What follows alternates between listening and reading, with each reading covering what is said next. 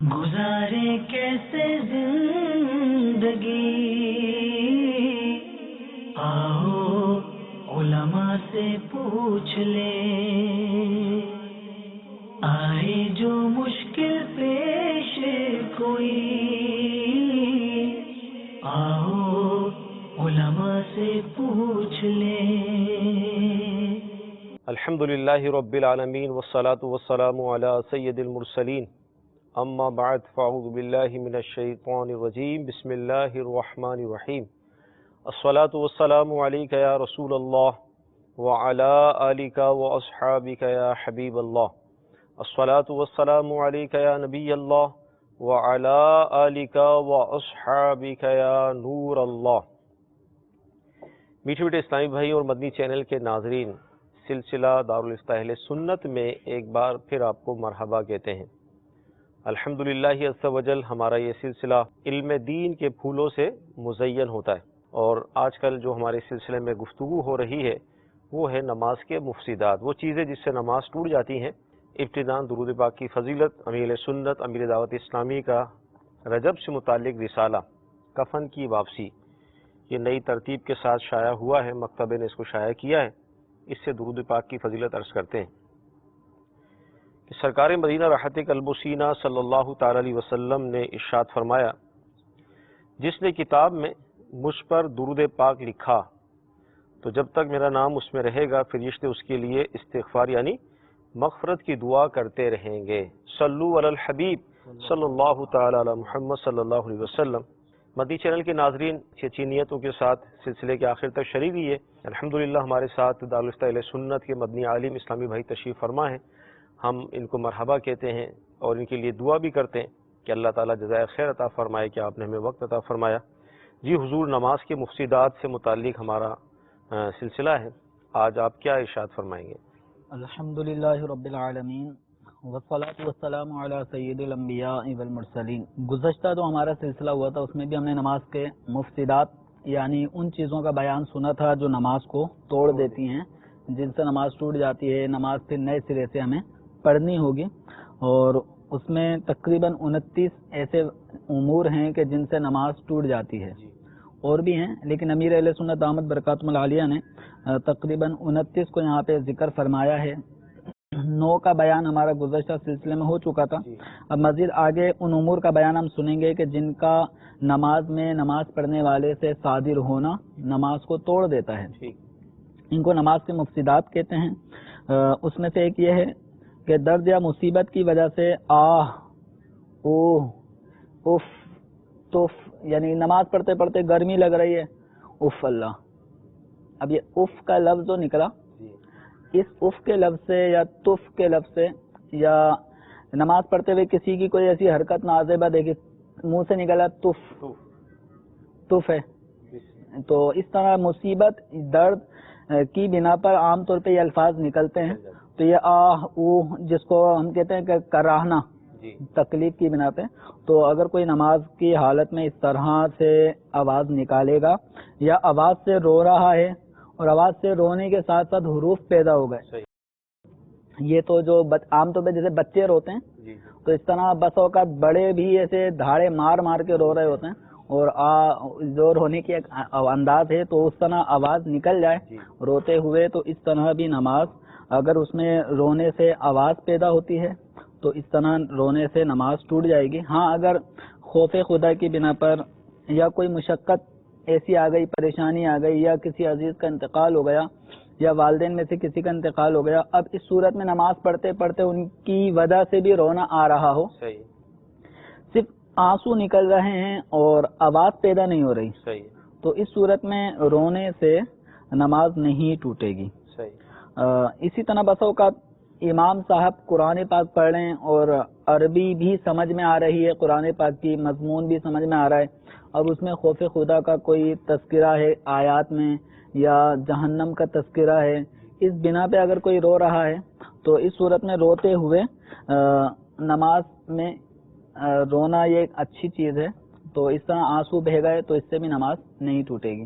حروف جو آپ ارشاد فرما رہے ہیں، باقاعدہ ایک کلمہ دو حرف جب مل جاتے ہیں، کلمہ ہی مراد ہوگا یہاں پر اس سے؟ اب اس میں رونے میں حرف پیدا ہو گئے تو نماز فاسد ہو جائے گی. صحیح. اب یہ حرف جو رونے کی جو ایک آوازیں ہیں جن میں حروف بن جاتے ہیں تو اس طرح یہ مرادیں یہاں پر نماز ٹوٹے گی. اور اسی طرح آگے وہ امور کے جن سے نماز ٹوٹ جاتی ہے ان میں سے ایک یہ ہے کہ پھونکنے میں بس اوقات سامنے سجدے کی جگہ پہ کوئی کاغذ پڑا ہوا ہے یا کوئی تنکا پڑا ہوا ہے یا کوئی جانور آ رہا ہے، چیونٹی آ رہی ہے، تو اس طرح کی چیزوں میں بھی جو لوگ پھونکے مارنا شروع کر دیتے ہیں. تو اگر پھونک میں آواز پیدا نہیں ہو رہی، پھونک میں آواز پیدا نہیں ہو رہی، حروف پیدا نہیں ہو رہے، تو وہ سانس کی طرح جس طرح سانس لینے میں بھی ہوا آتی ہے، ایک طرح جب پھونک والا ہی ہوا کا نکلنا ہوتا ہے، تو اس طرح نماز فاسد نہیں ہوگی. لیکن قصدن نماز کے اندر پھونکے مارنا یہ منع ہے. اور اگر پھونکنے میں دو حرف پیدا ہو گئے جیسے اف یا فو، اس طرح کر کے حروف دو پیدا ہو گئے تو اس صورت میں پھونکے مارنے سے بھی نماز ٹوٹ جائے گی. نماز میں اسی طرح کھنکارتے ہیں، صحیح جی، اس طرح بھی لوگ کرتے ہیں. تو اگر دو حروف ظاہر ہوں، صحیح، جیسے اخ، اب یہ دو حروف ابھی تو ظاہر نہیں ہو رہے، لیکن اگر کوئی اس طرح کھنکارے کہ اس میں الف اور خا، اخ، صحیح، اخ کی آواز پیدا ہو گئی، دو حروف پیدا ہو گئے، تو اس کو فقہا نے فرمایا کہ نماز کو توڑنے والی چیزیں ہیں. ہاں اگر ایسا معاملہ ہے کہ قرات کرتے کرتے گلا بیٹھا جا رہا ہے اور طبیعت اس طرح قرآن پاک پڑھنے میں دشواری ہو رہی ہو، تو اس صورت میں اگر آواز کو صاف کرنے کے لیے کوئی کھنکارتا ہے تو اس میں حرج نہیں ہے، ورنہ بلا وجہ کھنکارنا یہ مکروہ ہے. جی کال کیجیے گا. ڈاکٹر محمد علی راول پنڈی، مجھے یہ پوچھنا ہے کہ میں کئی دفعہ نماز پڑھتے پڑھتے اونگ جاتا ہوں اور پھر ایک دم اٹھ جاتا ہوں، کیا یہ نماز کی قبولیت ہوگی یا اس میں ادروائز ہے؟ اور دوسرا یہ ہے کہ ویسے اگر میں آفس میں بیٹھا ہوں اور مجھے چیئر پہ کرسی پہ نیند آ جائے تو کیا اس کے بعد میں ایک دو منٹ کے بعد اٹھ کے پھر دوبارہ نماز پڑھ سکتا ہوں یا مجھے وضو کرنا پڑے گا؟ انشاءاللہ زوجل عرض کرتے ہیں. جی اگلی کال. میں احسان علی بات کر رہا ہوں ناروال. میرا سوال یہ ہے کہ اگر عصر یا عشاء کی بندہ چوتھی رکعت میں شامل ہو نماز میں تو صرف ایک ہی رکعت اسے ملے جماعت کے ساتھ، تو باقی طریقہ کیا ہوگا پھر ادا کرنے کا نماز؟ السلام علیکم ورحمۃ اللہ. یہ جو 3 رکعتیں رہ جاتی ہیں اس میں بہت کنفیوژن ہوتی ہے اور اس سے پہلے بھی اس کو اچھی طرح بیان کیا گیا ہے، انشاءاللہ آج پھر بیان کرتے ہیں انشاءاللہ. جی اگلی کال. میں محمد جعفر افطاری مرکز الاولیاء لاہور کے علاقے داتا نگر سے بات کر رہا ہوں. مفتی صاحب کی بارگاہ میں عرض ہے کہ ہم نماز شروع کرتے ہیں تو ہر رکن میں اپنا ہاتھ سے کتنی مرتبہ یوز کر سکتے ہیں؟ جیسے کوئی خارش ہوئی تو کتنی مرتبہ کر سکتے ہیں؟ انشاءاللہ عرض کرتے ہیں. جی اگلی کال. اصغر محمود بول رہا ہوں راولپنڈی سے. میرا سوال یہ ہے کہ جو وطر کی نماز ہے، کیا وطر کی نماز میں سجدہ صاحب اگر غلطی ہو جائے تو ہے یا نہیں ہے؟ کیونکہ کچھ حضرات کہتے ہیں کہ یہ سجدہ صاحب وطر میں نہیں ہوتا، اور اگر نہیں ہوتا تو اگر تیسری رکعت میں دوسری رکعت میں اگر نہ انسان بیٹھے اور کھڑا ہو جائے تیسری رکعت میں تو کیا اس غلطی کا ازالہ کیسے ہوگا؟ ماشاءاللہ آپ نے اچھا کیا کہ یہ سوال کر لیا، آپ کی غلط فہمی انشاءاللہ آج دور ہو جائے گی. نماز کے دوران ایک دفعہ اگر اونگ آ جائے اور یا اسی طرح اپنے آفس میں ہیں اور کرسی پہ بیٹھے بیٹھے سو گئے، 1-2 منٹ سو گئے، تو اٹھ کر نماز پڑھ سکتے ہیں یا دوبارہ سے وضو کرنا پڑے گا؟ نماز میں نماز پڑھتے پڑھتے نیند آ جانا یا لمحے بھر کے لیے اونگ کہتے ہیں معمولی سی نیند یا ابتدائی جو مرحلہ ہوتا ہے نیند کا، جس میں تھوڑا سا انسان غفلت کا شکار ہو جاتا ہے اور آس پاس کے ماحول سے بے نیاز ہو جاتا ہے، تو وہ جو کیفیت ہے کچی نیند کی اس کو اونگ کہتے ہیں. صحیح. تو اونگ آ جانے سے یا نماز میں باقاعدہ سو جانے سے، جیسے کھڑے کھڑے اونگ آ گئی، جھٹکا لگ گیا، یا اتحیات میں بیٹھے ہیں اس وقت اونگ آ گئی، تو اس سے نماز نہیں ٹوٹتی. صحیح. نماز میں نیند آ جانے سے بلا قصد اس طرح نیند آ جانے سے نماز نہیں ٹوٹتی. صحیح. البتہ یہ ہے کہ جو رکن، مثال کے طور پہ رکوع ہے، رکوع میں سو گئے، پورا رکوع ایسے ہی گزر گیا سوتے سوتے، اگر امام کے پیچھے ہیں اور امام صاحب پتہ چلا سجدے میں چلے گئے، یہ ابھی تک رکوع میں ہی ہے، یا یہ پہلے سجدے میں ہے اور سجدے میں ہی نیند آ گئی اور امام صاحب اب دوسری رکعت میں کھڑے ہو چکے ہیں، اس کا مطلب ہے کہ یہ جب سجدے میں گئے یہ سجدہ ان کا پورا سوتے میں گزر گیا. صحیح. تو جو رکن اگر سوتے میں گزرا ہو تو اس رکن کو دوبارہ سے ادا کرنا ہوگا. صحیح. اگر رکو میں سو گئے تو گویا جہاں رکو میں جاتے ہی سو گئے تو وہ رکن ادا اگر نہیں کیا تو وہ رکو دوبارہ کرنا ہوگا. یعنی رکو میں آنکھ کھل گئی تو اب رکو میں رہیں. صحیح. اور پھر قومے میں کھڑے ہوں. ایسی سجدے میں آنکھ لگ گئی سو گئے اور اب اس صورت میں وہ سجدے میں دوبارہ آنکھ کھلی تو یہ سجدے میں رہیں. وہ سجدہ کریں. سجدہ کریں یعنی اب نئے سرے سے سجدہ کریں یوں صحیح. کہ جو پہلے کیا وہ اگر کفایت نہیں کرتا تو جو رکن اگر سوتے میں گزر گیا تو اس رکن کو دوبارہ ادا کرنا ہوگا. لیکن یہاں پہ معاملہ ان کا ہے اونگ کا. تو معمولی سی جھٹکا نیند کا جب آ جائے نماز میں تو اس سے نماز نہیں ٹوٹتی. صحیح. اسی طرح کرسی پہ اسی طرح آپ کرسی پہ مثال کے طور پہ جیسے میں اس وقت بیٹھا ہوا ہوں تو اگر یہ جو ہمارے سائل محترم ہیں اگر یہ کرسی پہ اسی طرح بیٹھے ہوئے اور بیٹھے بیٹھے کام کی تھکاوٹ کی بنا پہ باوضو بھی ہیں اسی طرح بیٹھے بیٹھے ان کو نیند آ گئی 1-2 منٹ نہیں آدھے گھنٹے بھی اگر اس طرح یہ سوتے رہے تو جس طرح میں بیٹھا ہوں کہ بالکل جم کے بیٹھا ہوں. صحیح. کمر بھی بالکل اور جو سرین ہے بیٹھنے کی جگہ ہے وہ بھی بالکل یعنی بالکل جم کے اس وقت میں بیٹھا ہوں. صحیح. تو اس طرح اگر جماؤ کے ساتھ کوئی بیٹھا رہے اور اس طرح جماؤ کی حالت میں اگر اس کو نیند آ جائے صحیح چاہے کتنی ہی دیر تک نیند آئی ہو تو اس سے وضو نہیں ٹوٹے گا. سبحان اللہ کیا بات. اب یہ ان کی آنکھ کھلتی ہے 1-2 منٹ بعد یا 15-20 منٹ بعد ان کی آنکھ کھلتی ہے تو یہ باوضو ہیں. صحیح. اور یہ اسی حالت میں چاہیں تو نماز پڑھ سکتے ہیں. ان کا وضو نہیں ٹوٹا. وضو ٹوٹنے کی وہ صورتیں ہیں کہ مثال کے طور پہ ایک آدمی کروٹ لے کے سو گیا. صحیح. اور عام طور پہ جب ایک آدمی کروٹ لے کے سو رہا ہوتا ہے یا چت لیٹا ہوتا ہے سو رہا ہوتا ہے تو اس صورت میں جو نیند آتی ہے وہ غفلت بھری آتی ہے. صحیح. اور یوں بیٹھے بیٹھے جو انسان سو رہا ہوتا ہے تو اس میں نماز وضو ٹوٹنے میں نیند سے وضو ٹوٹنے میں 2 باتیں یہ ضروری ہیں. ایک تو یہ کہ وہ کیفیت ایسی ہو کہ جس میں نیند آ جائے غفلت بھری. صحیح. ٹھیک ہے. اور سورین دوسری بات یہ ہے کہ اس کے جو سورین ہیں بیٹھنے کی جگہ ہیں وہ دونوں یا ایک اٹھی ہوئی ہو. صحیح. تو اس صورت میں اگر کوئی سو جائے گا جیسے کروٹ پہ سو رہا ہو تو سورینیں زمین پہ یا کسی سخت چیز پہ جمی ہوئی نہیں ہے تو اس صورت میں اگر سو گیا تو وضو ٹوٹ جائے گا. صحیح. اگر کوئی نماز کی حالت میں سو گیا چاہے وہ اتحیات کی حالت میں ہو رکوع کی حالت میں سجود یا قیام کی حالت میں ہو تو نماز کی حالت میں اگر کوئی سو گیا تو اس سے وضو نہیں ٹوٹے گا. نماز کے علاوہ نارمل جیسے عام روٹین میں کوئی بیٹھا ہوا ہے 4 زانو بیٹھا ہوا ہے صحیح جس کو ہم آلتی پالتی مار کے بیٹھنا کہتے ہیں اس طرح جم کے وہ بیٹھا ہوا ہے اور بیٹھے بیٹھے اس کو نیند آ رہی ہے جھونکے آ رہے ہیں کبھی دائیں کبھی بائیں سر گھومتا ہے لیکن بیٹھا ہوا جم کے تو اس طرح بیٹھے بیٹھے اگر کوئی گھنٹہ پونا گھنٹہ سو گیا تو اس کا وضو نہیں ٹوٹے گا. وضو کب ٹوٹے گا اگر وہ مثال کے طور پہ ایک سورین اٹھا کے اور ایک سورین پہ بیٹھا ہوا ہے اور بھلے ہاتھ سے زمین کا سہارا لیا ہو لیکن ایک سورین اٹھی ہوئی ہے. صحیح. اب اس طرح یہ سو گیا اور غفلت بھری نیند آ گئی تو اس کا وضو ٹوٹ جائے گا. بس 2 چیزیں ہیں ایک تو غفلت بھری نیند آئی ہو وہ کیفیت ایسی ہو کہ جس میں نیند آ جائے غفلت بھری اور دوسرا یہ کہ سورین جمی ہوئی نہ ہو تو اس صورت میں اگر جو نیند آئے گی نا اس سے وضو ٹوٹے گا. ورنہ اگر سورین جمی ہو اور پھر بھلے کتنی ہی غفلت والی نیند ہو تو وضو نہیں ٹوٹے. مزید اس کو تفصیلاً پڑھنا ہو کہ یہ نیند والا جو مسئلہ ہے نا تو یہ اس میں کچھ چیزیں ہیں جو پڑھنے کی بھی ہیں. ہو سکتا ہے سننے سے اتنا واضح نہ ہو تو بہار شریعت میں وضو ٹوٹنے کا جو بیان ہے اس کے اندر سونے کی حالت میں وضو کب ٹوٹے گا تو بعض صورتیں وہ ہیں کہ جن سے وضو ٹوٹ جاتا ہے اور بعض صورتیں وہ ہیں جن سے وضو نہیں ٹوٹتا. تو یہ تفصیلاً وہاں پہ مثالوں کے ساتھ بھی اس کو بیان کیا گیا. بہار شریعت اگر آپ کو میسر نہ ہو تو نماز کے احکام میں ابھی اہل سنت نے اس کو الگ سے بیان کیا ہے کہ وہ کون سی صورتیں جس سے وضو ٹوٹے گا اور وہ کون سی جس سے نہیں ٹوٹے گا تو وہاں سے بھی آپ اس کا مطالعہ کر سکتے ہیں. عصر اور عشاء کی جو 4 رکعت والی ہماری نمازیں ہیں آخری رکعت جسے ملی بقیہ 3 وہ کیسے پڑھے گا؟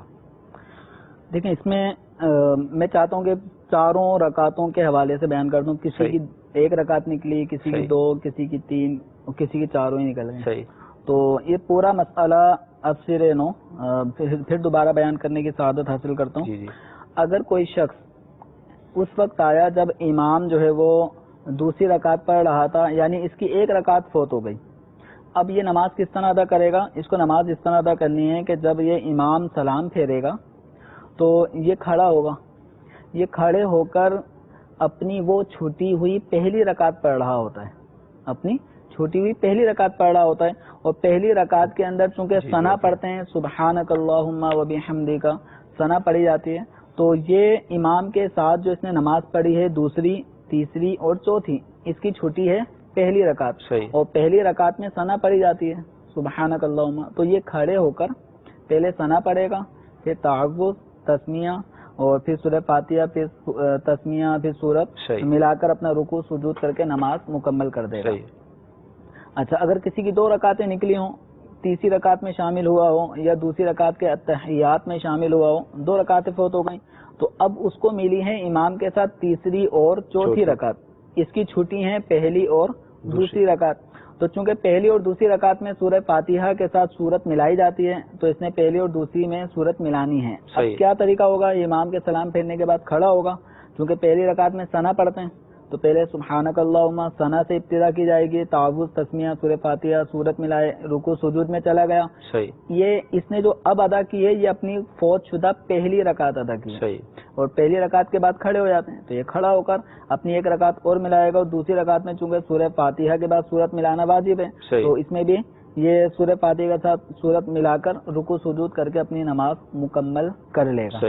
اور اگر کسی کی 3 رکعتیں فوت ہو گئیں اور چوتھی رکعت اس کو ملتی ہے، تو اس نے امام کے ساتھ پڑھی ہے چوتھی رکعت، اور اس کی چھٹی ہیں 3 رکعتیں، جن میں 2 رکعت وہ ہیں جن میں قرات کرنا واجب ہے، اور 1 رکعت وہ چھٹی ہے تیسری جس میں قرات کرنا واجب نہیں ہے. تو اب اس کا طریقہ یہ ہوگا کہ یہ امام کے سلام پھیرنے کے بعد کھڑا ہو جائے، اور جس طرح پہلی رکعت میں ثنا پڑھتے ہیں اس طرح یہ کھڑے ہو کر ثنا پڑھے، تعوذ، تسمیہ اور سورہ فاتحہ سورت ملائے، اور آگے رکوع میں چلے جائے. رکوع سجود کرنے کے بعد اب اس کو یہ تھوڑا سا ایک ٹپیکل مسئلہ آتا ہے. اب اس کو کیا کرنا ہے؟ اب اس کو فوراً کھڑا نہیں ہو جانا دوسری رکعت کے لیے، بلکہ اب یہ اس پہ غور کرے کہ اس وقت اس نے قرات وغیرہ کر کے اپنی پہلی رکعت کو ادا کیا ہے، لیکن 1 رکعت اس نے امام کے ساتھ بھی تو پڑھی ہے، ترتیب کے لحاظ سے دوسری امام کے ساتھ پڑھی، اور 1 رکعت اب اس نے امام کے سلام پھیرنے کے بعد پڑھی. اس کی ٹوٹل 2 رکعتیں ہو گئیں، اور 2 رکعتوں پر اتحیات میں بیٹھنے کا حکم ہے. تو اس لیے اس کو اتحیات میں بیٹھنا ہے، یعنی کاؤنٹنگ کے اعتبار سے 2 رکعتیں ہو چکی ہیں اور 2 رکعت پہ بیٹھنے کا حکم ہے. اب یہ بیٹھے، اتحیات پڑھے، اتحیات پڑھنے کے بعد کھڑا ہو جائے گا. اب کھڑے ہونے کے بعد اس نے اب جو رکعت ادا کرنی ہے چھوٹی ہوئی رکعتوں میں سے اپنی دوسری رکعت ادا کرنی ہے، اور دوسری رکعت میں سورہ فاتحہ کے بعد سورت بھی ملائی جاتی ہے. یہ سورہ فاتحہ پڑھے، سورت ملائے، رکوع سجود کرنے کے بعد اب یہ بیٹھے گا نہیں، اب کھڑے ہو، اب یہ کھڑا ہوگا، کیونکہ کاؤنٹنگ کے اعتبار سے، تعداد کے اعتبار سے اس کی 3 رکعتیں ہو گئیں، اور 3 رکعتوں پہ نہیں بیٹھتے، یہ کھڑا ہو جائے گا. اب یہ کھڑے ہو کر کون سی رکعت ادا کر رہا ہے؟ اپنی تیسری رکعت، چونکہ چوتھی تو امام کے ساتھ پڑھی ہے، یہ کھڑے ہو کے پڑھ رہا ہے اب تیسری رکعت جو اس کی فوت ہوئی تھی، اور تیسری رکعت میں قرات واجب نہیں ہے، سورہ فاتحہ کا پڑھنا مسنون ہے، مستحب ہے. تو یہ سورہ فاتحہ پڑھے اور اس کے بعد رکوع سجود کر کے اپنی نماز کو مکمل کرے، قاعدہ اخیرہ کرے، نماز اس کی مکمل ہو گئی. اور جس کی 4 ہی رکعتیں نکل گئیں، یعنی وہ قاعدے میں شامل ہوا یا چوتھی رکعت کے سجدے میں شامل ہوا، تو وہ اب کھڑے ہو کر اس انداز میں نماز ادا کرے جس انداز میں گویا اکیلے 4 رکعت پڑھی جاتی ہیں، اس طرح وہ 4 رکعتیں ادا کرے گا. ماشاءاللہ بہت تفصیلی جواب ہمیں مل گیا، ترتیب سے 1، 2، 3 اور 4 رکعات جن کی نکلتی ہیں اس حساب سے ہمیں جواب مل گیا. نماز میں ہر رکوع میں اپنے ہاتھ کے استعمال کے حوالے سے ارشاد فرماتے ہیں، کیا ہے؟ اولاً کوشش یہ کرنی چاہیے کہ اپنے ہاتھوں کا استعمال نہ کیا جائے، یعنی نہ کھجانے میں، یا بہت سے لوگ داڑھی سے کھیل رہے ہوتے ہیں، کوئی ٹوپی صحیح کر رہا ہوتا ہے، کوئی بالوں میں لگا ہوا ہوتا ہے، تو اپنے ہاتھوں کا بلا وجہ استعمال کرنا منع ہے. اب ضرورت پڑ رہی ہے، کھجلی ہو رہی ہے، اب نہیں کھجائے گا تو تشویش ہو رہی ہے، شدت بڑھتی جا رہی ہے، وہ کھجا لے گا تو سکون مل جائے گا. تو اب یہ ایک موقع ہے کھجانے کا. تو اس میں یہ ہے کہ کسی بھی رکن، مثلا حالت قیام نماز پڑھ رہے ہیں یہ قیام کی جو حالت ہے یہ ایک رکن ہے. صحیح. رکوع یہ ایک رکن ہے.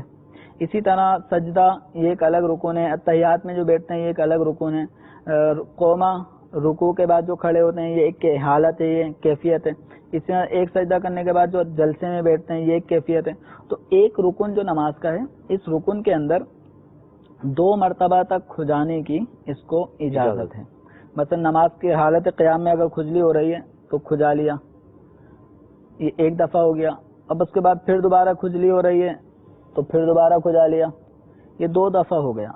اب اس کے بعد مزید کھجلی ہو رہی ہے تو اب تیسری دفعہ اس رکعت کے قیام میں نہیں کھجا سکتا. صحیح.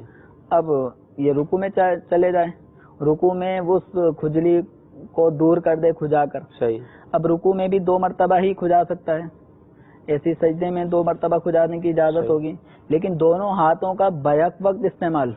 اب کھجلی ایسی ہو رہی ہے, ادھر بھی ہو رہی ہے ادھر بھی ہو رہی ہے, نماز پڑھتے پڑھتے ادھر بھی کھجا رہا ہے ادھر بھی کھجا رہا ہے, تو یہ دونوں ہاتھوں کا بیک وقت استعمال جو ہو رہا ہے نا. اب جیسے مثال کے طور پر میں نماز پڑھتے پڑھتے میں دونوں ہاتھوں سے یوں کھجانے لگ جاؤں, اب میری اس کیفیت کو جو بھی دیکھے گا وہ کیا تصور کرے گا کہ نماز پڑھ رہا ہے یا نماز نہیں پڑھ رہا.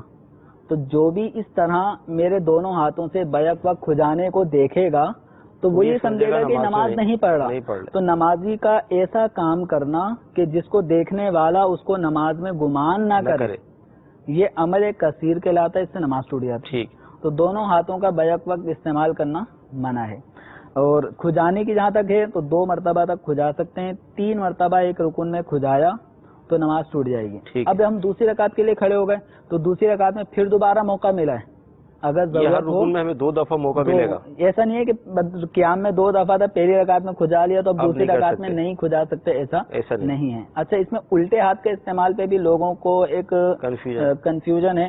قیام کی حالت میں اگر کسی نے الٹا ہاتھ سے کھجا لیا تو کیا حکم ہے, کیا نماز ٹوٹ گئی؟ یہ مشہور ہے عوام, مشہور ہے اور لیکن غلط ہے. کتابوں میں لکھا ہے کہ جب نمازی کو اپنے ہاتھوں کا استعمال کرنے کی ضرورت پڑ رہی ہو تو قیام کے علاوہ دیگر ارکان میں مثلا رکوع میں, سجود میں, تحیات کی حالت میں اگر کھجانا پڑ رہا ہے تو الٹے ہاتھ کا استعمال کرے. صحیح. وجہ یہ نہیں ہے کہ الٹا ہاتھ استعمال کرنے سے نماز ٹوٹ جائے گی, بلکہ وجہ یہ ہے الٹے ہاتھ کا ناف کے نیچے رکھنا سنت ہے. صحیح. اور سیدھے ہاتھ کا الٹے ہاتھ کی پشت کے اوپر ہونا سنت ہے.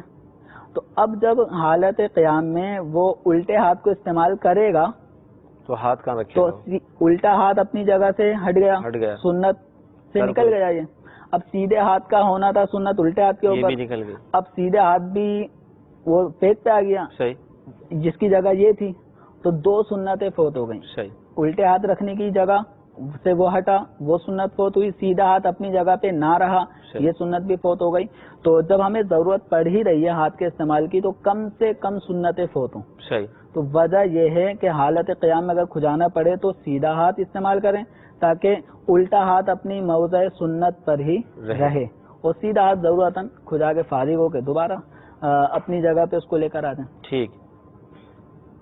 وطر میں سجدہ سہو اگر ہوتا ہے 3 رکعت والی, کسی نے ان کو اس طرح کا بتایا ہے کہ اس میں سجدہ سہو نہیں ہوتا, معاف ہے غالباً, تو اس حوالے سے یہ پہلی دفعہ سنا ہے, ایسا نہیں ہے.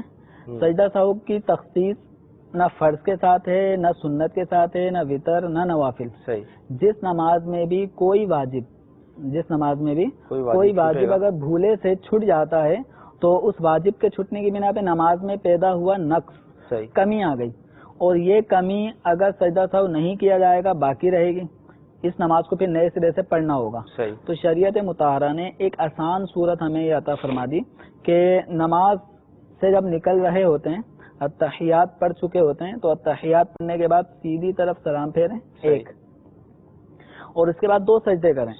2 سجدے کرنے کے بعد پھر اتحیات پڑھیں, درود شریف دعا پڑھ کے نماز کو مکمل کریں. تو یہ سجدہ سہو کرنا اس واجب کی چھٹنے کی بنا پر جو کمی آئی تھی اس کمی کی تلافی کر دیتا ہے. تو یہ سجدہ سہو جس نماز میں بھی یعنی ترک واجب ہو بھولے سے سجدہ سہو لازم ہو جائے گا.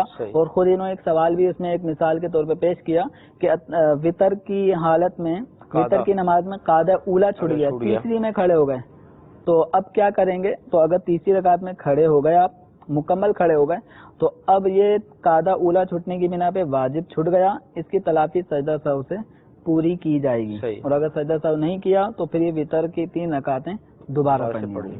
مدنی چینل کے ناظرین، نماز کی مفسدات ہم سیکھ رہے ہیں جی، کالز دیجیے گا۔ غلام اکبر اتاری لیا سے، میرا سوال یہ ہے کہ داڑھی مونڈے کے پیچھے نماز ہو سکتی ہے؟ انشاءاللہ عز و جل عرض کرتے ہیں جی۔ میں منڈی بہدین سے محمد اشرف اتاری عرض کر رہا ہوں۔ مفتی صاحب کی بارگاہ میں سوال ہے کہ شام کے وقت جب وہ سورج غروب ہونے والا ہو اس سے 20 منٹ پہلے کچھ لوگ کہتے ہیں کہ پانی نہیں پینا چاہیے، اس کی شریعت فرماتی پینا چاہیے یا کہ نہیں پینا چاہیے؟ انشاءاللہ عز و جل عرض کرتے ہیں جی۔ اگلی کال۔ مفتی صاحب کی خدمت میں گزارش ہے کہ سجدے میں پاؤں کی جو انگلیاں ہیں ان کا صحیح استعمال جیسے کرنا ہے ایسے ہمیں فرما دیں۔ انشاءاللہ عز و جل عرض کرتے ہیں، اور اس سلسلے میں ہم نے باقاعدہ اس کا پریکٹیکل کر کے بھی دکھایا تھا کہ سجدہ ہمیں کس طرح کرنا ہے جی۔ اگلی کال۔ میرا نام بلال، میرا وضو سے متعلق ہے میرا سوال، بلیڈ پینے سے وضو ٹوٹ جاتا ہے کہ نہیں؟ انشاءاللہ عز و جل عرض کرتے ہیں جی۔ اگلی کال۔ میرا یہ سوال ہے کہ نماز کے اندر سنت اور نوافل ادا نہ کرنا، صرف فرض ہی ادا کرنا، تو ایسے میں نماز ہو جاتی ہے یا نہیں؟ انشاءاللہ عز و جل عرض کرتے ہیں۔ غلام اکبر بھائی تھے ہمارے، کسی شخص کی داڑھی نہیں ہے، وہ امامت کر رہا ہے تو اس کے پیچھے نماز ہو جائے گی؟ داڑھی منڈا یا وہ آدمی کہ جس نے ایک مٹھی سے داڑھی کو کم کیا ہوا ہے، جس کو ہم خشخشی داڑھی رکھنا یہ کہا جاتا ہے، تو داڑھی منڈا ہو یا خشخشی داڑھی رکھنے والا شخص، ان کا یہ عمل فسق ہے، گناہ ہے، اور یہ گناہ بھی علل اعلان ہے، چھپا ہوا گناہ بھی نہیں ہے، تو یہ ہے فاسق معلن۔ صحیح۔ اور فقہاء کرام نے فاسق معلن کے پیچھے نماز پڑھنے کو مکروہ تحریمی بتایا ہے، تو ان کے پیچھے نماز پڑھنا جائز نہیں ہے، اور اگر کسی نے پڑھی ہے تو اس نماز کا اعادہ بھی واجب ہے، کہ ایک مسلمہ قاعدہ ہے کل صلاۃ ادیت مع کراہت التحریم تجب اعادتها، کہ جو نماز کراہت تحریمی کے عمل کے ساتھ پڑھی جائے گی اس نماز کا اعادہ واجب ہے۔ تو ایسے امام کو جو داڑھی منڈا ہو یا خشخشی داڑھی والا ہو، اس کو امام بنانا بھی جائز نہیں ہے، اور اس کے پیچھے نماز پڑھنا بھی جائز نہیں ہے۔ جو پڑھی فیکٹریاں جو ہوتی ہیں جمیل بھائی، فیکٹریاں وغیرہ جو ہوتی ہیں ہماری، عموماً وہاں اسی طرح کا طبقہ ہوتا ہے، اب یعنی اس جماعت کے اندر سبھی داڑھی منڈے یا جن کی داڑیاں کم ہیں، شریعت کے مطابق نہیں ہے، تو انہوں نے اگر کسی کو اپنا امام بنا لیا، سبھی ایک جیسے ہیں جیسے۔ ہاں، یہ بھی ایک ابہام ہوتا ہے لوگوں کو کہ سارے داڑھی منڈے ہیں، تو ان میں سے کوئی داڑھی منڈا، چونکہ مقتدی بھی ایسے ہے تو امام بھی ایسا، تو چونکہ یہ جو امامت ہے نا، یہ ایک منصب ہے، صحیح، اور اس منصب کا اہل فاسق معلن نہیں ہے، صحیح، تو اس لیے بھلے پیچھے مقتدی داڑھی منڈے ہوں، لیکن اس منصب پہ تو اس کو آگے لا رہے ہیں داڑھی منڈے کو، صحیح بات، تو اس منصب پہ لانے کی اجازت نہیں ہے، صحیح، اس لیے داڑھی منڈے کے پیچھے نماز نہیں پڑھ سکتے، اگرچہ پیچھے مقتدی داڑھی والے ہوں یا بغیر داڑھی کے، صحیح، یا جن کی داڑھی جیسی بھی ہوں، تو ان کو امام نہیں بنا سکتے۔ صحیح۔ شام کے وقت جب سورج غروب ہو رہا ہوتا ہے تو یعنی جو ابتدا آخر کی جو 20 منٹ ہوتے ہیں، مشہور ہوگا پانی نہ پئیں، یہ بھی مشہور ہے کہ یہ روزہ ہوتا ہے، اس حوالے سے ایسا کوئی روزے کا کانسیپٹ نہیں ہے، اس میں پانی پی سکتے ہیں، پینا جائز ہے، نماز پڑھنا جائز نہیں ہے، صحیح، نماز پڑھنا جائز نہیں ہے۔ ہاں، اگر آج کی اثر کسی کی رہ گئی تو وہ اس وقت میں پڑھ سکتا ہے، بلکہ پڑھے گا، وہ پڑھے گا، گناہ گار بھی ہوگا، اور قصدن اگر تاخیر کی ہے تو توبہ بھی کرنی ہوگی کہ اس وقت میں نماز پڑھنا مکروہ تحریمی ہے، گناہ ہوگا۔ لیکن جہاں تک معاملہ پانی پینے کا ہے تو پانی بالکل بلا کراہت پی سکتے ہیں، شرعن کوئی ایسی ممانعت نہیں ہے۔ صحیح۔ سجدے میں پاؤں کی انگلیاں، سجدے میں پاؤں کی انگلیاں کس طرح لگانی چاہیے، تو یہ پورا ہم نے پریکٹیکل بھی کیا تھا، انشاءاللہ کسی موقع پر اس کو دوبارہ سے چلاتے رہیں گے۔ تو سجدے میں جو پاؤں کی، ایک پاؤں میں 5 انگلیاں ہیں، ان انگلیوں کا جو پیٹ ہوتا ہے یہ زمین پر لگا ہونا، یعنی ہر پاؤں کی 5 انگلیوں کا زمین پر لگ کر مڑ کر قبلے کی طرف رخ ہونا، یہ ہے مسنون، ٹھیک ہے، یعنی یوں گویا ہم دوسرے لفظوں میں یہ کہہ سکتے ہیں کہ دونوں پاؤں کی 10 انگلیوں کا پیٹ زمین پہ لگا ہو اور ان کا رخ کعبۃ اللہ شریف کی طرف ہو، یہ سنت ہے، سنت، اور ہر پاؤں کی 3 انگلیوں کا پیٹ زمین پر لگا ہوا ہو، یہ واجب ہے، اور کم از کم 10 انگلیوں میں سے کسی بھی ایک انگلی کا، چاہے وہ سیدھے یا الٹے کسی بھی پاؤں کی ہو، ایک انگلی کا پیٹ زمین پر لگا ہونا یہ فرض ہے، اور 3 انگلیوں کا لگا ہونا یہ واجب، اور 10 انگلیاں مڑ کر قبلہ رخ ہو تو یہ مسنون ہے. تو سنت ادا کریں گے، واجب بھی ادا ہوگا، واجب ادا ہوگا، فرض بھی ادا ہوگا، اور فرض ادا ہوگا تو سجدہ بھی ہو جائے گا. ٹھیک. سگریٹ پینے سے وضو ٹوٹ جاتا ہے؟ سگریٹ پینے سے وضو نہیں ٹوٹتا، البتہ سگریٹ پینے کی بنا پہ منہ میں ہو جاتی ہے اسمیل، بدبو آ جاتی ہے، اور اس حالت میں جبکہ منہ میں بدبو آ رہی ہو تو اس کو دور کیے بغیر نماز پڑھنا یہ ناجائز ہے، مکروہ تحریمی ہے. اور اسی کنڈیشن میں کہ منہ سے سگریٹ کی اسمیل آ رہی ہو مسجد میں جانا بھی جائز نہیں ہے. تو اچھی طرح کلیاں کریں اور منہ کو خوشبودار بنانے کی کوئی صورت اختیار کریں. اور یہ سگریٹ کوئی اچھی چیز ہے نہیں، اس سے بچنا. پاکٹ پہ ہی لکھا ہوا بھی ہوتا ہے، تصویر بنی ہوتی ہے کینسر زدہ کسی شخص کی، لیکن سب کچھ جاننے کے باوجود اور یہ بھی پتا ہوتا ہے کہ فلاں کو کینسر ہو گیا، رشتہ داروں میں گلی محلوں کہیں نہ کہیں کسی کو سگریٹ کی وجہ سے شدید نقصان پہنچتا ہے، لیکن ذہنی ہوتا ہے یہ اتنی بے احتیاطی سے پیتا تھا اس لیے ہو گیا، مجھے نہیں ہوگا، میں تو احتیاط سے پیتا ہوں. تو ایسا نہیں ہے، یہ اپنے آپ کو دھوکہ دینے والی بات ہے. انسان جب ابتدا کرتا ہے پھر جب اس کی لت پڑ جاتی ہے نا تو بہت مشکل سے چھوٹتی ہے. تو اس کو یک لخت چھوڑ دیں، یہ کوئی اچھی چیز نہیں. کھانا ہے تو بادام کھائیں، پستے کھائیں، فروٹ کھائیں، جو کھانے کی چیزیں جان بھی بنائیں، یہ تو جان کو گھلانے والی چیز ہے. اللہ توفیق دے ان طرح کی چیزوں کو ہم چھوڑیں. نماز میں سنتیں اور نوافل چھوڑ دیں، صرف فرائض پڑھیں تو کیا نماز ہو جائے گی؟ اور اگر نماز ہو جاتی ہے تو سنتیں اور نوافل ہم چھوڑیں گے تو کیا اس کا کوئی نقصان بھی ہوگا؟ نماز میں سنتیں اور نوافل چھوڑنے کا مطلب ایک ہے نماز کے اندر جو چیزیں سنتیں ہیں اور مستحبات ہیں، نفل چیزیں، مثال کے طور پہ تعوذ، تسمیہ یا رکوع سجود میں جانے کے لیے تکبیرات. تو اگر کوئی یہ چھوڑ دیتا ہے اور اس طرح نماز پڑھتا ہے تو اس طرح نماز پڑھنا مکروہ ہے. ٹھیک رہا یہاں سنت نوافل چھوڑنے کا مطلب اگر ان کا یہ ہے کہ عشاء کے 4 فرض پڑھ لیے، 3 رکعت وتر ادا کر لیے، یا مغرب کے صرف 3 فرض ادا کر لیے، یا ظہر کے صرف 4 فرض ادا کر لیے، اور سنت نوافل نہیں پڑھ رہے.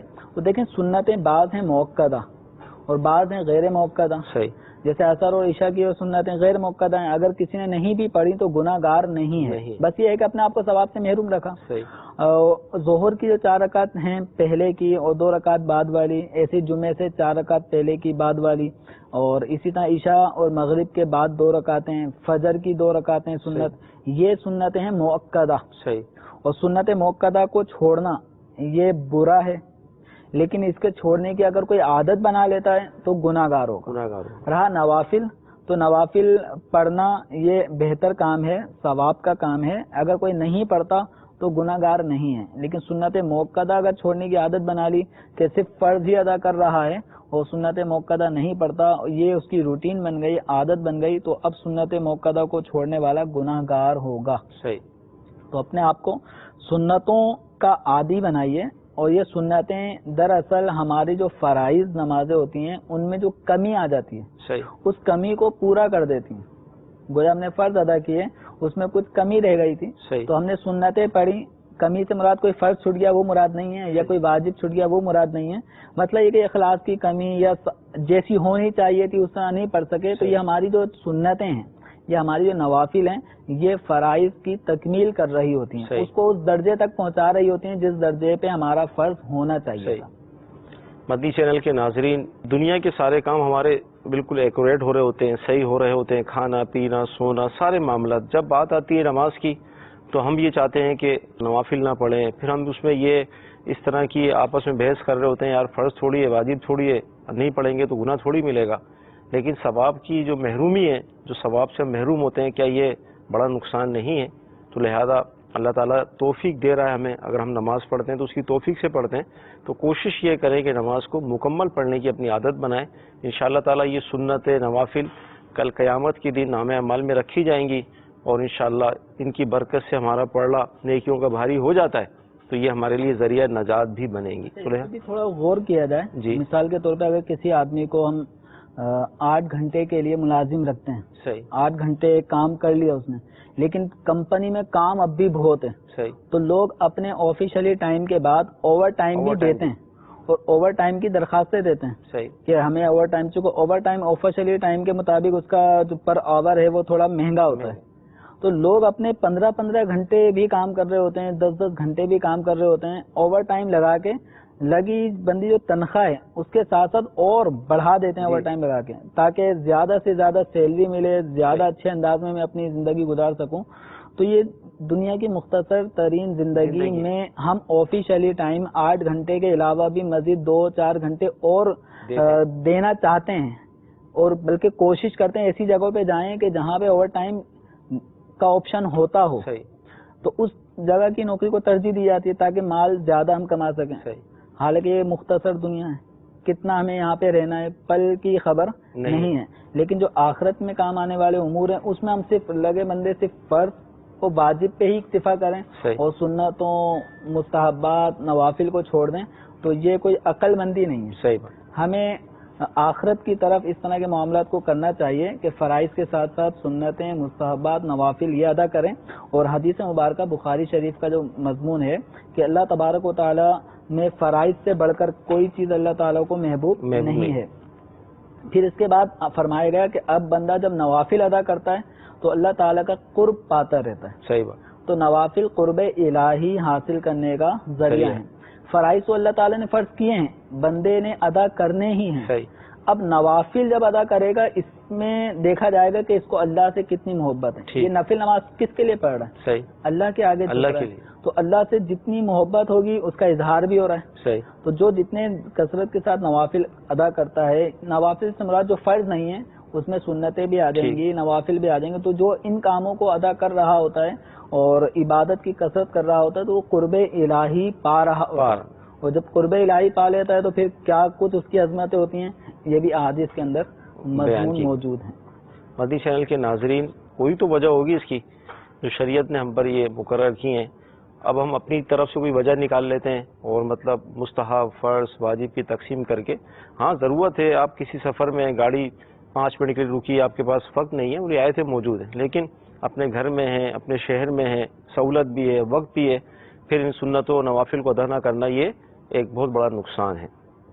ہماری گفتگو چل رہی ہے مفسدات نماز پر، مزید کیا ارشاد فرمائیں گے آپ؟ نماز توڑنے والی چیزوں میں سے ایک چیز یہ ہے، جیسے میرے سامنے اس وقت ٹیبلیٹ ہے جی، قرآن پاک کا پیج اگر میں نے کھولا ہے صحیح، تو کچھ چیزیں تو مجھے یاد ہیں، جیسے سورہ فاتحہ میں پڑھ رہا ہوں، اگر میں اس کو دیکھوں نہ بھی تب بھی میں سورہ فاتحہ پڑھ لوں گا. میں اس میں سورہ فیل پڑھنا چاہتا ہوں، مجھے یاد ہے، نہ بھی دیکھوں تب بھی میں پڑھ رہا ہوں. لیکن بعض صورتیں یاد نہیں ہوں گی، تو اب ان کو میں دیکھ کے پڑھ رہا ہوں. یا بعض لوگ تراویح کے اندر قرآن پاک سامنے کھول لیا، وہ کھڑے ہو کر وہ پڑھے جا رہے ہیں، وہ صفحہ پڑھ لیا تو کسی نے صفحہ پلٹ دیا. تو اس طرح قرآن پاک دیکھ کر پڑھنا، یا کاغذ پہ یا محراب پر کسی جگہ لکھا ہوا قرآن پاک ہے اس کو دیکھ کے پڑھنا. ایک ہے اپنے یاد پہ پڑھنا، اس کے آپ محتاج نہیں ہیں. صحیح. اگر سامنے سے اسکرین سے وہ ہٹ جائے تب بھی آپ پڑھتے رہیں گے. صحیح. تو پھر تو مسئلہ نہیں ہے، اگرچہ نظر قرآن پہ ہو لیکن آپ پڑھ اپنے یاد پہ رہیں جو آپ کو حفظ ہے، تو نماز نہیں ٹوٹے گی. لیکن نماز میں اس طرح قرآن کو دیکھنا، اس کی آیات کو دیکھنا یا کسی حدیث کو دیکھنا اور اس میں غور کرنا، اس میں توجہ بچ رہی ہوتی ہے. تو ایسا نہیں کرنا چاہیے. بس یہ ہے کہ اگر مصحف یعنی قرآن پاک دیکھ کے اگر کوئی پڑھ رہا ہے اور اس کو وہ چیز زبانی یاد نہیں ہے اور زبانی طور پہ بھی نہیں پڑھ رہا، یعنی حفظ کے طور پہ نہیں پڑھ رہا، دیکھنے ہی کا محتاج ہے، اس صورت میں نماز پڑھنے سے نماز ٹوٹ جاتی ہے. یہ عام طور پہ ہوتا نہیں ہے لیکن بسا اوقات حفاظ شاید اس طرح کر جاتے ہوں، تو ان کو اس عمل سے بچنا چاہیے. اور اسی طرح کوئی دینی کتاب یا مثال کے طور بہار شریعت سامنے رکھی ہے، اب اس پہ کتاب کھلی ہے، پڑھتے پڑھتے توجہ ادھر جا رہی ہے، سمجھ رہا ہے کہ وضو کا یہ مسئلہ بیان کیا گیا، اب میں قرآن بھی پڑھ رہا ہوں، تو جب ادھر توجہ جائے گی تو میں کیا پڑھ رہا تھا، کہاں چلا گیا، کیا پڑھنا چاہیے تھا. تو اس طرح نہیں کرنا چاہیے، اس طرح کرنا یہ مکروہ ہے. اور اسی طریقے سے نماز کے اندر اگر کوئی کرتا پہن لے، پہنتا نہیں ہے لیکن ایسے اعمال لکھے ہیں کہ جو نماز کو توڑنے والے ہوں، مثال کے طور پر نماز کے اندر کرتا کسی نے پہن لیا یا پاجامہ پہن لیا یا تہبند باندھ رہا ہے، تو یہ کام بھی دیکھا جائے تو یہ عمل کثیر کی صورت بنتی ہے. اس کو دیکھنے والا کوئی یہ نہیں کہے گا کہ نماز پڑھ رہا ہو. البتہ بسا اوقات ایسا ہوتا ہے کہ کسی بھی وجہ سے اظہار میں ڈھیلا ہو گیا, صحیح, کسی بھی وجہ سے جو ستر کھلنے کا خطرہ ہے, ستر کھلنے کا اندیشہ ہے, تو اگر ستر کھل گیا اور وہ اتنی دیر تک کھلا رہا کہ 3 مرتبہ سبحان اللہ کہا جا سکے, صحیح, تو 3 مرتبہ سبحان اللہ کہنے کی مقدار اگر وقفہ گزر گیا اور ستر کھلا رہا تو نماز ٹوٹ جائے گی. اس سے اسلامی بہنیں غور کریں کہ ان کے کان یہ کھل جاتے ہیں, یہ عموماً ہٹ سکتا ہے, تو یہ کان جو ہے نا یہ ایک سطر ہے, صحیح, اسی طرح ٹخنے یہ پنڈلی کے ساتھ شامل ہیں, صحیح, تو یہ بھی اعضاء سطر میں سے ہے کہ ٹخنوں کو بھی چھپانا ہوگا. صحیح. تو اگر کوئی بھی سطر کا عضو اگر چوتھائی حصہ اگر اس کا نماز کی حالت میں اس طرح کھلا رہا کہ 3 سبحان اللہ کی مقدار وقفہ ہو گیا, صحیح, تو نماز ٹوٹ جائے گی. سلسلے کا وقت ہمارا ختم ہو رہا ہے, آخر میں 2 کالز ہم شامل کرتے ہیں. میرا نام خالد جاوید ہے, فیصلہ آباد سے بول رہا ہوں. میرا سوال یہ ہے کہ جب وطر میں دعائے قنوت چھوٹ جاتی ہے تو اس سجدہ سہو لازمی ہے یا نہیں, یہ پوچھنا ہے ذرا. انشاءاللہ عرض کرتے ہیں. جی اگلی کال. پرویز بول رہا ہوں میں ساؤتھ ہیمپٹن سے. سوال میرا یہ ہے کہ ایک تو جب درود شریف پڑھتے ہیں نماز کے آخر میں تو اس کے بعد دعائیں وغیرہ جو کرتے ہیں اس میں کوئی بھی دعائیں پڑھ سکتے ہیں یا جیسے رب جلنی مقیم الصلاۃ یا اور بھی کچھ پڑھ سکتے ہیں؟ ٹھیک ہے. وطر میں دعائے قنوت اگر چھوٹ جائے, دعائے قنوت کا نماز وطر کے اندر پڑھنا یہ واجب ہے, اور اس کے ساتھ ساتھ تکبیر قنوت جب ہم سورہ فاتحہ سورت پڑھ لیں گے تیسری رکعت کے بعد تو ہاتھ اٹھانا سنت ہے, صحیح, لیکن اللہ اکبر کہنا یہ تکبیر قنوت کہلاتا ہے, صحیح, یہ بھی واجب ہے. تو اگر کوئی سورہ فاتحہ سورت پڑھنے کے بعد ڈائریکٹ رکوع میں چلا گیا تو اس نے 2 واجب چھوڑ دیے, ایک تکبیر قنوت کا واجب چھوٹا اور دوسرا دعائے قنوت کا واجب چھوٹا, تو اب اس کی تلافی سجدہ سہو سے ہو جائے گی. صحیح. اب جو رکوع میں چلا گیا اس کو رکوع سے واپس آنے کا حکم نہیں ہے, یہ رکوع میں ہی رہیں اور رکوع کی تسبیحات پڑھیں اور نماز کو کنٹینیو رکھیں, سجدہ سہو کر لیں نماز ہو جائے گی. اور دعائے قنوت کے حوالے سے جہاں تک یہ ہے کہ دعائے قنوت اللہم انا نستعینک کا جو مشہور دعائے قنوت ہے, اسی دعائے قنوت کا پڑھنا واجب نہیں ہے. اس موقع پر کوئی سی بھی دعا جو قرآن و احادیث میں آئی ہیں جن کو دعائے معصورہ کہا جاتا ہے, تو اس موقع پہ دعائے معصورہ پڑھ لینے سے واجب ادا ہو جائے گا. اب چاہے ربی جعلنی پڑھ لیں یا ربی جعلنی مقیم الصلاۃ یہ پڑھ لیں, یا اللہم ربنا آتنا فی الدنیا یہ پڑھ لیں, یا اللہم اغفر لنا یہ پڑھ لیں, اس سے بھی واجب ادا ہو جائے گا. ٹھیک. درود شریف کے بعد جو دعا پڑھی جاتی ہے دعائے معصورہ جن کو ہم کہتے ہیں, کوئی سی بھی پڑھ لیں. اتحیات کے بعد درود شریف کے بعد جو دعا پڑھی جائے گی دعائے معصورہ کوئی سی بھی پڑھ سکتے ہیں, لیکن یہ جو بھی انہوں نے ایک دعا پڑھی تھی ربی جعلنی, تو اس میں تلفظ کی کچھ غلطی تھی کہ انہوں نے پڑھا تھا ربی جعلنی مقیم الصلاۃ, جہاں تک مجھے سنائی دیا ربی جعلنی مقیم الصلاۃ, تو اصل لفظ ربی جعلنی مقیم الصلاۃ, میم کے اوپر زبر آئے گا اور صلاتی میں تا کے نیچے زیر آئے گا. تو ربی جعلنی یہ دعا پڑھ لینے سے بھی یہ مستحب ادا ہو جائے گا. ربنا آتینا پڑھنے سے بھی اور کوئی سی بھی دعا پڑھ سکتے ہیں. ٹھیک. مدنی چینل کے ناظرین, آج ہم نے نماز کے مفسدات پر کلام کیا جو کہ ہمارے علم دین میں اضافے کا سبب بنے. تو اللہ تعالیٰ کی بارگاہ میں ہم دعا کرتے ہیں کہ اللہ تعالیٰ ہمیں نماز کے احکام سیکھنے کی توفیق عطا فرمائے, عمل کرنے کی توفیق عطا فرمائے اور دوسرے مسلمان بھائیوں کو سکھانے کی توفیق عطا فرمائے. صلو علی الحبیب صلی اللہ تعالی علی محمد صلی اللہ علیہ وسلم. گزارے کیسے زندگی, آؤ علماء سے پوچھ لیں, آئے جو مشکل پیش کوئی, آؤ علماء سے پوچھ لیں.